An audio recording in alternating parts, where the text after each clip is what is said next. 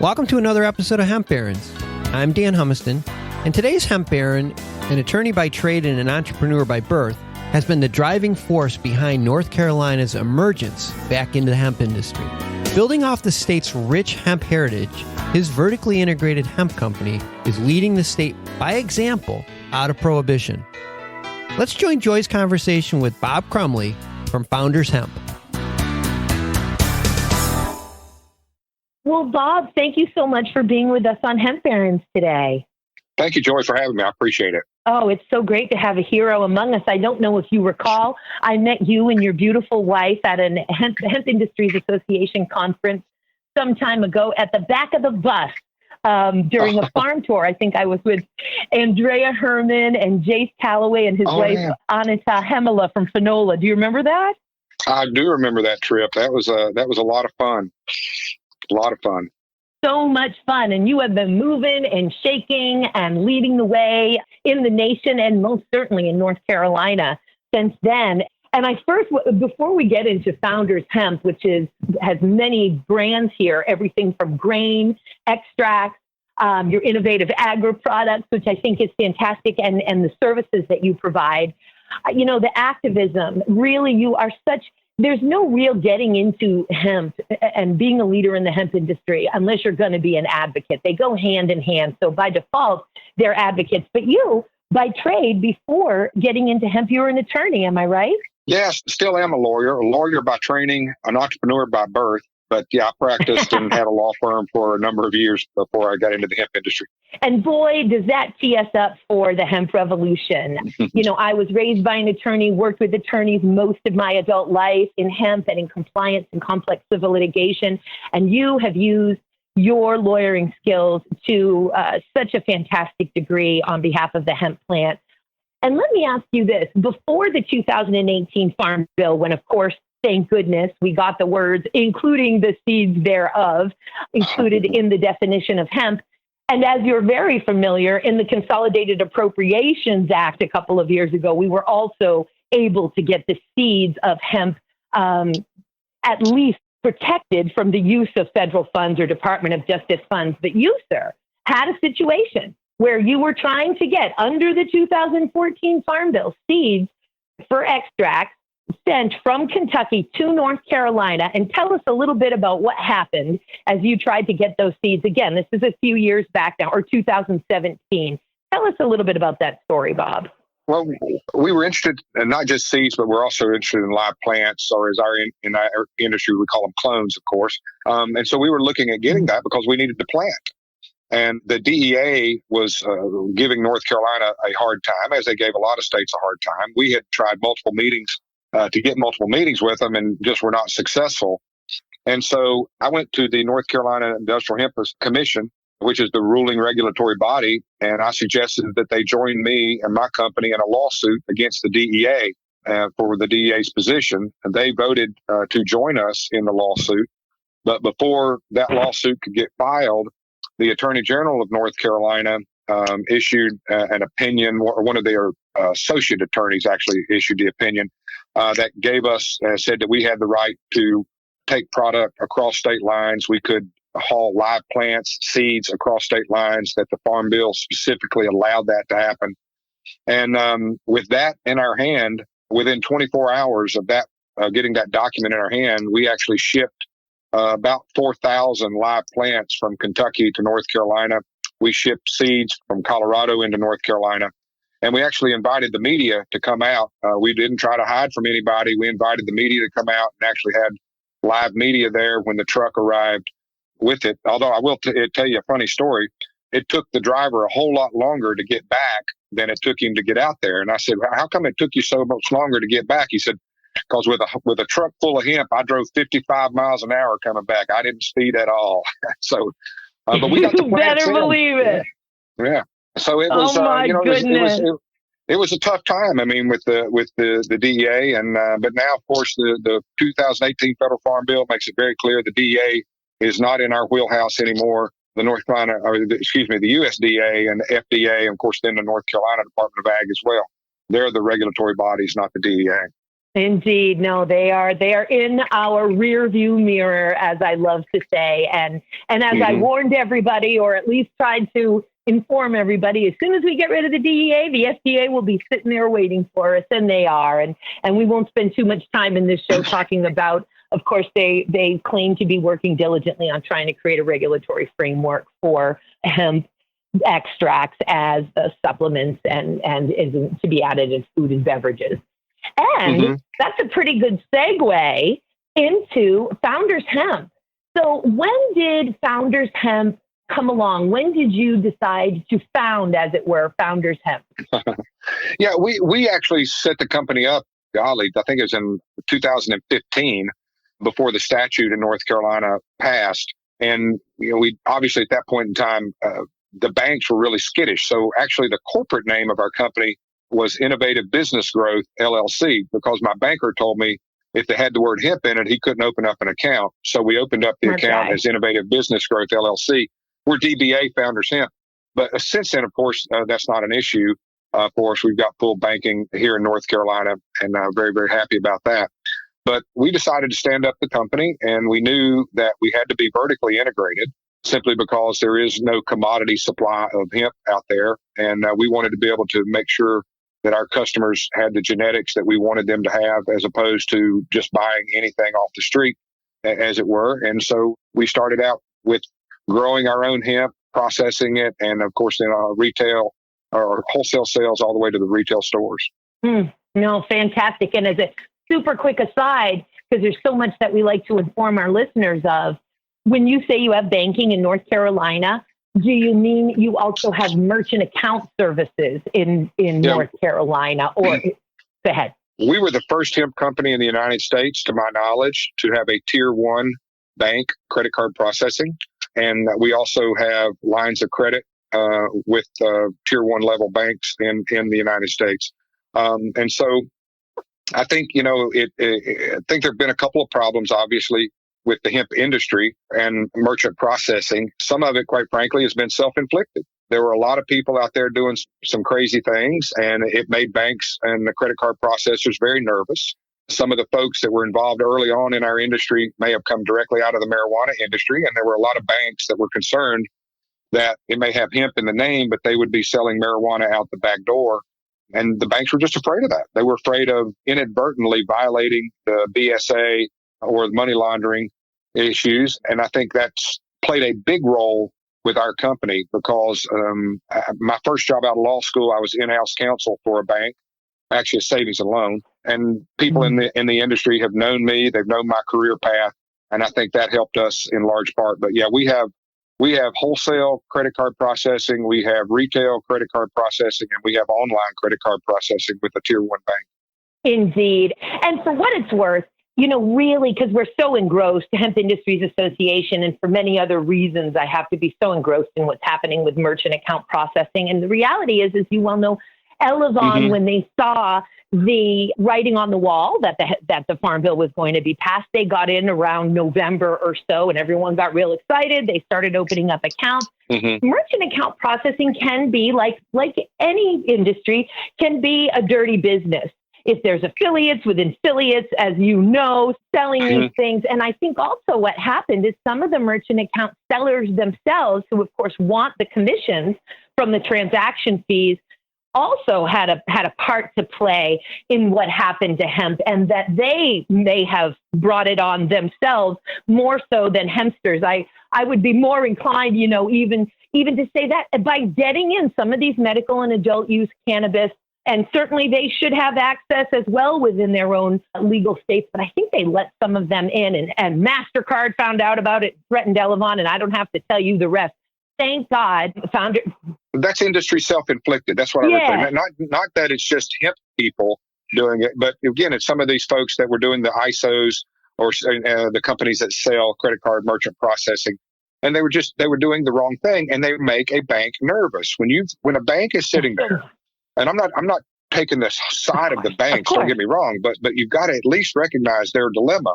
Because if they're sitting there inadvertently processing an illegal controlled substance, then they could be accused by the federal government of money laundering. And that's a very bad thing for a bank. Kiss of death. So we've got to police our own industry. We've got to police the people who provide services to our industry. And if we don't, then companies like Elevon and other companies will flee because they're afraid, and rightfully so. And so I think that as our industry becomes more professional, as people, I've been working on a speech that I've been asked to give, and the title of my speech is going to be the laws of business apply to cannabis.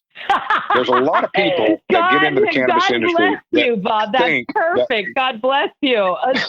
They think that the laws of business don't apply to cannabis. And I'm not just talking about laws. I'm not talking about statutes.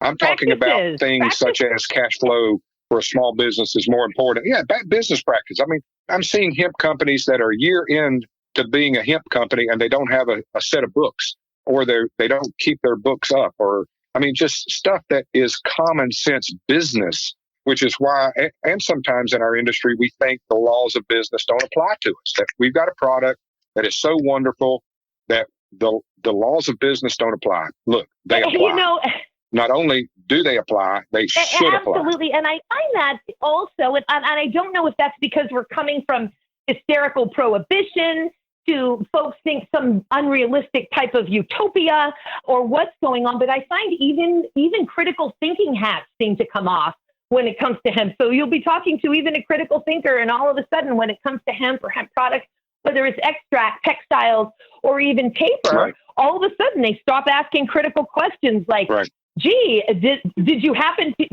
use a bunch of chemicals on this textile? Go ahead. Let me give you a great example. I have trained 5 banks in North Carolina. One of them's a national bank. I've trained 5 banks, their compliance officers and stuff on hemp and cannabis to help them get ready for cannabis customers. So occasionally they will call me when they've got a deal presented to them. They don't tell me the company name. They don't tell me the state that it's in. They just say, we've got this kind of structure being presented to us. What do you think?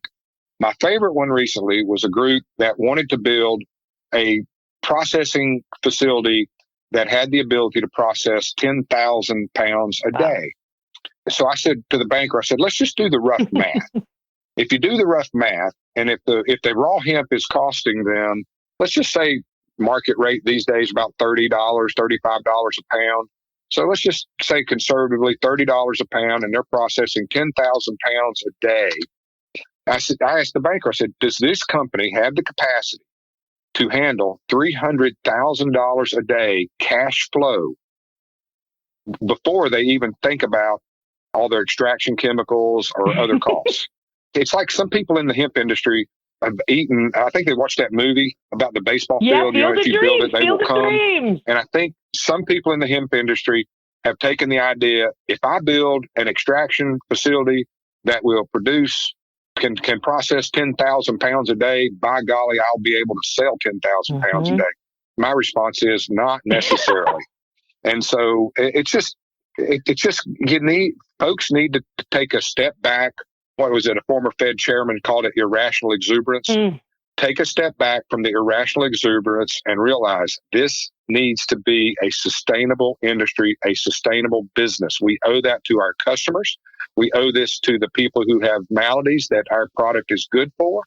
And we need to approach it that way and approach it business-like. And I think we do that at Founders Hemp. And I think, quite frankly, it's one of the reasons why, national banks have responded to us when we ask for lines of credit or processing or whatever the case may be. No doubt. So I would encourage your listeners, I would encourage people in our industry, pay attention to the business aspects of your business, not just the floral aspects of your business, not just about the creative aspects of the business, but about the business aspects of the business as well. Absolutely. And no doubt, as you well know, most small businesses fail, whether you're just selling a widget, and we're not in a widget revolution here. We're in an industrial, agricultural, public health revolution with a plant that has been demonized and we've been socially engineered. So if you're going to have trouble surviving as a small business owner operator selling widgets, believe me, you're going to have trouble in hemp if you're not applying these best business practices. Right. Breaking the stigma is something that we need to do. And I can't tell you the number of people that I've seen, people in their 40s, 50s, 60s, They come to the door of our retail store, they put a hand on the door, and then they look both ways as if they're trying to see if anybody's watching them go in. They still got that little stigma. Now, after they come into our store and they realize it's not a bad place, it's a healthy place, they lose that stigma. But it's one customer, two customers at a time.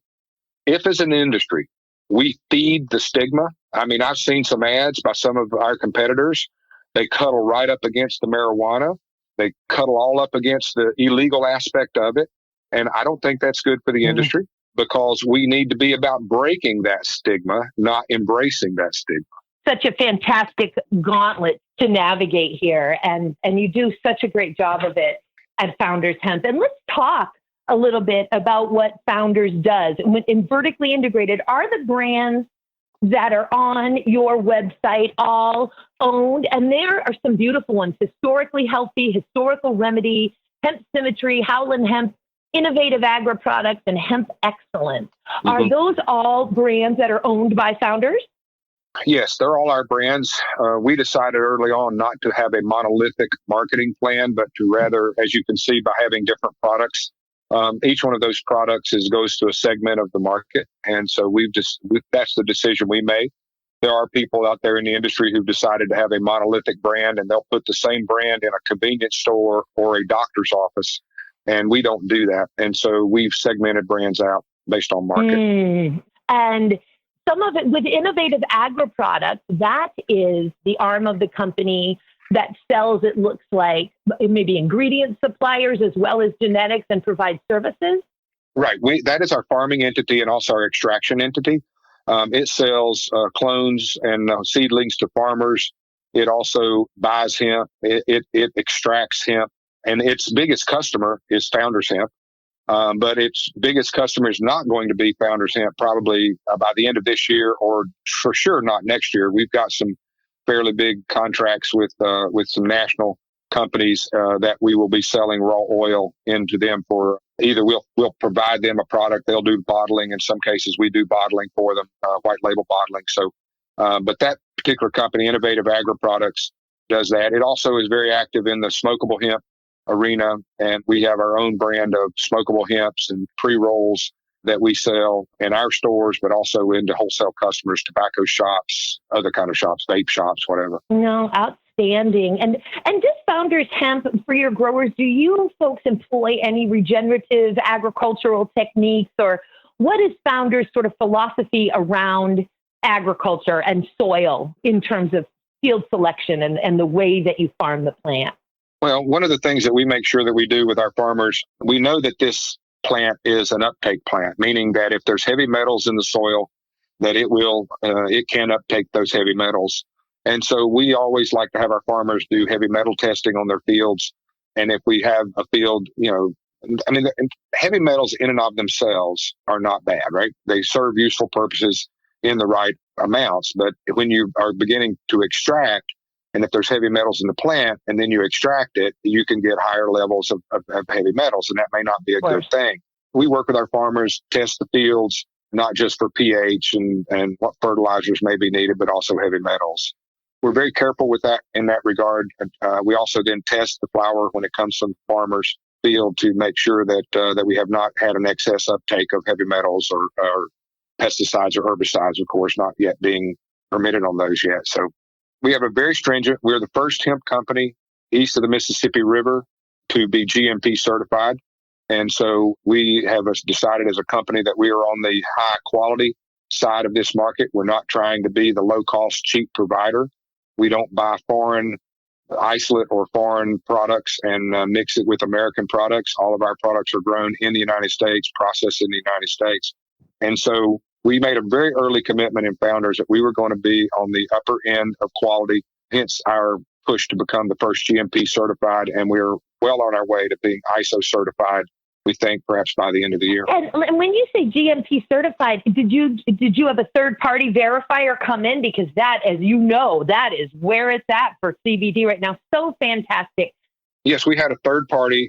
One of the testing companies, came in. We actually had a pre-audit done by another company, and then the auditing company comes in for the full GMP audit. And we were audited under the nutritional supplement standard. So there's a real interesting issue going on out there. There's obviously different levels of GMP depending on where you're at. And we chose to go with the more difficult nutritional supplement brand or level. And so we're in fact certified GMP. It's really interesting. I was speaking on a panel at New Orleans hemp conference this year. And at the same time that I'm on the panel, literally the same hour that I'm on the panel, we received our GMP certification notice. And so we're real excited about that. We were high-fiving each other at the conference there in New Orleans. So important, and most of us, as you may be aware, I'm the president of the Hemp Industries Association. And we, of course, like the American Herbal Products Association, one of our coalition partners, have adopted a policy. And you're, of course, Founders is a valuable member of the HIA, want our members. If you are involved in dietary supplements, then 21 CFR 111 needs to rule your life. If you are involved in food production, then 21 CFR 117 needs to rule your life. And we go right back to where we started, Bob, which is the laws of business apply to your business. So just because the FDA is, right. Exactly. extolling this guidance position that the industry leaders, of course, we strongly disagree with their guidance, that it is a violation of federal law to market CBD as a dietary supplement or a food. The reality is there are regulations around manufacturing dietary supplements and food. It's so critical in our industry that we need to be concentrating on quality. Look, our detractors are going to use negative quality as a reason to be against our product, not just be against that particular product, but to be against hemp itself. And so when you're in a brand new industry that's coming out of an illegal industry, and now it's legal industry, now there's a lot of bullseyes on you, and you need to be concentrated into the quality side. And so we made that commitment internally. Our quality control manager has multiple years in the food industry and came to us, and we're just very, very pleased with the result. And like I said, the next level for us is to ISO 20, I can't remember the levels, 20-some thousand level that we're going for now, and hopefully be there before the end of the year. So that would be very exciting. So fantastic, so critical. I came on in January also as Elixinol's regulatory officer and industry liaison, and it means everything to be transparent and to just toe the line with quality assurance and safety. And that brings us to a product that go ahead. No, I was just going to say, we took the transparency one step further. When we actually had a pharmaceutical consulting company help design our facility. And one of the things that we did in it was put a viewing conference room above our production facility. So we've actually held, our county's Economic Development Corporation has held a board meeting there. We've held 2 Rotary Club meetings. We held meetings with the local school system with students. They're now looking at some in the community college system, some classes specifically related to hemp processing. So we've got these big, huge, giant picture windows over this big conference room that looks out over our processing facility, so people can actually see and see the cleanliness and the processing that we do. We made a very, very conscious decision in this company to be fully transparent for our customers, but also for the community. So the community doesn't feel that something weird is going on there, that instead they look at it and they go, wow, that's pretty cool. The quality, pretty cool. I mean, when they see our staff in there with white coat jackets on, beard nets, hair nets, gloves, they suddenly go, wow, these people are not extracting in their bedroom or their bathroom or their kitchen table. This is a real deal here. It's so important for our industry, I believe. Absolutely. Leading that example. And in fact, it reaches beyond transparency into education and demonstration. So while they're seeing a shining example of how these facilities should be operated, they're also getting their own ideas.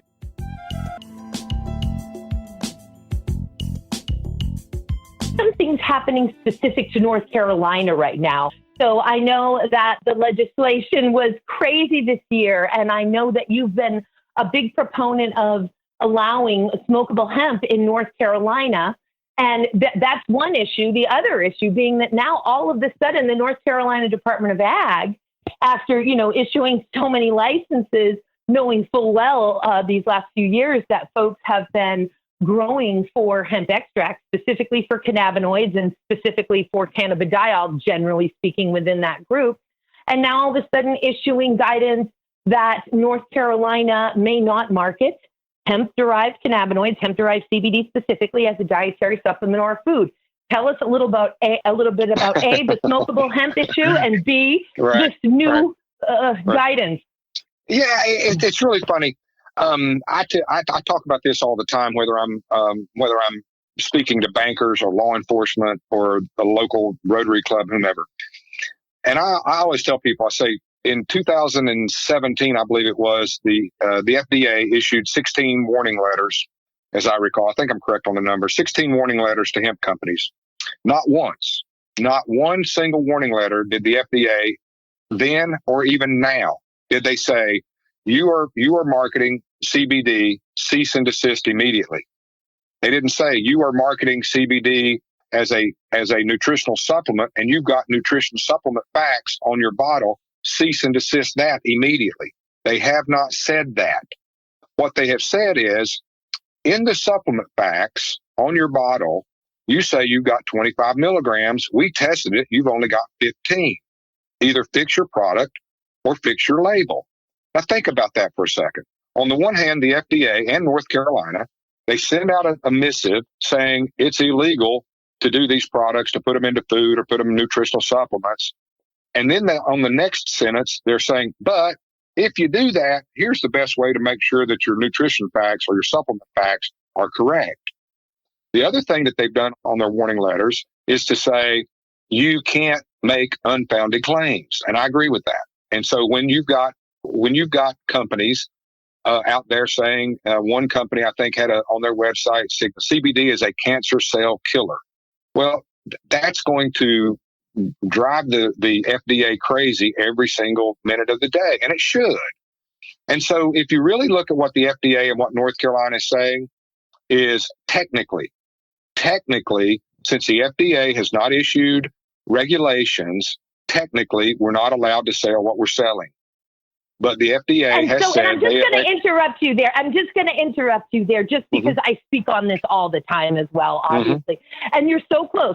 By 2016, there were 14 total warning letters issued. There were 6 issued in 2016, but there had been 8 issued in 2015. Right. So by the end of 2016, we had these 14 letters. And even as it sits today, there's only 23 total letters that have ever been issued by the FDA. But the point here is that this technically is, again, and I'm surprised. I love my brother. You're chopping the wood and carrying the water for the FDA here. And what we say is, no, not technically. Number one, generally, I think the industry, the coalition industry takes issue with the FDA and says, hey, we're not even convinced, first of all, that the approval of Epidiolex actually met the statutory requirements. I agree with all that. I agree. Yes, the scope and length of trial and funding and all of those things. And so it sucks that North Carolina is, unlike New York. Now, keep in mind, New York, which is where I live now after 20 years in Seattle, I'm back in New York. And, very highly regulated state, very proud of its regulations and the stamp that comes from agriculture and so on and so forth in New York. But even they say they disagree with the FDA, not for quality assurance. In fact, under the agricultural pilot program here, you have no choice but to process under 21 CFR 111, that you sign an agreement saying that you're going, all of those things. But they said, if you are going to make these products in New York, you can only market them as a dietary supplement, as you well know, no doubt, no food or beverages in New York for CBD, but as a dietary supplement. And then we see North Carolina Department of Ag going the opposite and sort of saying, well, technically you're not allowed to do that. So here in North Carolina, we're not allowing you to do that. So how are you handling it? Okay, when I say technically, I'm taking the FDA's position. I'm not taking Bob Crumley's position. I'm not taking Founders Hemp's position. Okay. So when I say that the FDA says, the FDA is basically winking and nodding at this industry. And they've been winking and nodding at this industry since 2015. They've been saying, or we certainly see a lot more letters. Yes. Well, you see more letters, but you only see letters as it relates to the quantity of product in that you're stating on your nutrition facts or supplement facts, and you're seeing letters related to unsubstantiated claims. And not once. No, I have not seen a single letter that says you can't grow it. No, I don't mean that. I actually think you misheard me. I said, or we would be seeing more letters. Certainly, I agree with you 100%. Right. No, absolutely. Yeah, absolutely. So what's North Carolina? Why is North Carolina doing what it's doing?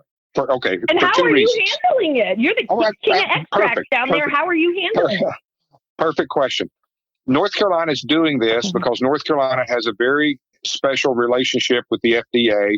North Carolina Department of Ag actually runs a very large testing facility for the FDA. And North Carolina is not going to take a position that is contra to the FDA's position. That's my opinion. Okay. I've been in meetings with them. I know. Okay. I sat across from in a meeting with the Department of Ag, and the statement was made to me, Bob, we're not going to inspect you guys right now because the FDA has not given us guidance on how to inspect you. And I said, okay, you understand we're not going to stop processing and we're not going to stop selling. And they said, we know, it's okay. So North Carolina is doing exactly what the FDA has done, is they send out these letters saying, okay, since the FDA hasn't issued final regulations, we don't think you can do this, but we're not shutting anybody down. We're not pulling products from shelves. We're not doing any of that kind of stuff. And so, but hey, I'll tell you one thing that I believe, I call this gray area, right? And I believe very strongly, Joy, that this gray area has been very, very good for small businesses to get started. Because had it been very clear, black and white, day one, the big boys would have jumped in and they would have crushed all the mom and pops, all the young companies like mine getting started. What the gray has done for us as an industry, it's allowed us to develop some small to middle-sized companies that the big boys are going to have to play with as when the big boys get to jumping in. It's exactly what happened in the vape industry. The big boys sat on the sidelines for the vape industry for a period of time and then started jumping in once things got a little more secure in that industry. And I think that's going to happen in our industry. So I believe as you're familiar with the hemp industry, the hemp movement in all of its forms, textiles, building materials, body care was built on the backs of the cottage industry. And it's amazing the light that the as I say, sort of the cracks in the shadow and the light where hemp is able to shine through. And didn't you just hit it on the head that boy, the universe conspires in our favor, if I could get spiritual for a minute there, Bob? Absolutely. One great example. When a national hamburger chain on 4/20 of this year, April 20th of this year, put a hemp extract barbecue sauce on burgers and sold them for $4.20, as I understand. That was a look to the FDA going, okay, whatever. And what did the FDA do? They didn't do anything. Okay. So I believe, let's take the vape industry for a second. The vape industry was around for what? 14 years before the FDA started doing any significant regulation. Will our industry be around for 14 years before they get around to issuing regulations? I don't know. Maybe we will. Maybe we won't. I don't think we will. But I believe very strongly that what we produce in our facility is going to be inspected and regulated pursuant to 111, CFR 111. Yes. And so that's when we got the pharmaceutical consulting company to help design our building. We asked them to design it to that standard. When we went and got GMP certified, we were GMP certified under Section 111. And so, again, I agree with what you said a minute ago, Joy. I couldn't have said it better. If you're in the hemp industry and you're making food, push yourself to GMP food. If you're in the nutritional supplement end of it, push yourself to GMP nutritional supplement. Get the quality. And cosmetics build the same. In. Absolutely. Absolutely. And I still want to talk about the smokable hemp aspect before we go, but I just also wanted to give a nod, of course, to the Founders Hemp brand that is skincare when we said cosmetics, because of course you've got your grain brand and you've got Hemp Excellence, the body care brand, and your extracts as well. So cosmetics are so important. But let's talk for a minute again, the advocacy with regard to the issue in the North Carolina legislature of smokable hemp versus not allowing it. Right. There was a few members of the General Assembly who, for various reasons, have a problem with smokable hemp. Primarily, it's law enforcement's creation, I believe. And the North Carolina SBI, State Bureau of Investigation, got involved, sent an email or letter out to all the legislators saying how they could not any longer search people's cars when they smelled or saw what they thought was marijuana because it could be hemp. Look, I just got interviewed earlier today by a TV station on this issue here in North Carolina, and I told them what I'll tell you. Over 2.5 years ago, Joy, I called the North Carolina SBI, the North Carolina ALE, Alcohol Law Enforcement, the North Carolina Police Chiefs Association, and the North Carolina Sheriff's Association, offered myself up to come teach them and help them to get past this issue on smokable hemp and other issues in the cannabis industry. The Sheriff's Association said, we don't need you at our event. Thanks for calling. The SBI and the ALE never called us back. The Police Chiefs Association called us back and allowed me to speak at their event. So later now, 2.5 years have gone by. North Carolina leadership, law enforcement leadership, has done nothing to get a roadside test kits available out there. As an entity, they haven't. So then they send this email letter to all the legislators saying, our law enforcement is getting hurt. We can't tell the difference between hemp and marijuana on the street. And that's not true. Guilford County Sheriff's Department in North Carolina tested a roadside test kit in 2017 and 2018 that was 100% correct on distinguishing between hemp and marijuana. Virginia has now issued drug test kits on the roadside to test the difference between hemp and marijuana. And so we've got law enforcement in North Carolina that are, in my opinion, not giving all the facts to the legislators. It's caused some legislators to be caught in a whipsaw between, do we help farmers and hurt law enforcement? And us as an industry, we've been saying you can help both. We've offered a multitude of things, whether open container provision in an automobile, to assisting the state with getting roadside test kits. I know that supposedly the DEA is coming out with some test kits that will be able to tell the difference between hemp and marijuana. So there's been a big boo-ha-rah-rah. I don't think the statute's going to pass in North Carolina. If it passes and if the governor signs it, ban smokable hemp sometime next year, I don't think the courts will allow that to sustain it. The Farm Bill is very clear. 18 Farm Bill is very clear. States and Indian tribes cannot change the definition of hemp. And if you're going to ban part of the hemp plant because you're saying it is a controlled substance, you have changed the definition, and that is illegal under federal law. So it is somewhat worrisome that our state might try that, but I don't think it's going to ultimately be successful. It's such a fascinating revolution as we navigate our way through the so many uses of the hemp plant. And you and the North Carolina Industrial Hemp Coalition certainly played a huge part in, and continue to play a huge part in, educating the legislature and seeing how we move forward there. Well, I just thank you so very much for being with us today, Bob, for everything that you do, not only to lead the industry, but just as an advocate, as a champion for the plant, as a champion for common sense, inclusive law and regulation as we steward our way through the reemergence of this versatile, valuable crop. Thank you for everything you do, Bob. Well, we thank you and the HIA. I mean, the work that you guys have done, the plowing the field that you all did for years and years, has just been so good for us, and to be a part of the HIA as a member. I would tell your listeners, if you're not a member of HIA, join now. We've got to stand together. We've got to work together, and HIA does a fabulous job at that. Thank you. Well, we've built our coalition partners so much, and that's joinhemp.org. And for Founders Hemp, that's foundershemp.org. And something tells me with conference season coming up, Bob, I'm going to get to see you and your lovely wife again soon.